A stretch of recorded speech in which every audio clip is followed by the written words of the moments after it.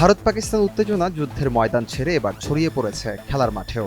আসন্ন Asia cup থেকে নিজেদের নাম প্রত্যাহার করেছে ভারত। বলা যায় দুদেশের সামরিক উত্তেজনা শুরুর পর থেকেই এশিয়া কাপে ভারতের অংশগ্রহণ নিয়ে যে ধোঁয়াশা তৈরি হয়েছিল তারই অবসান ঘটালো দেশটি। তথ্যটি নিশ্চিত করেছে ভারতীয় গণমাধ্যম ইন্ডিয়ান এক্সপ্রেস।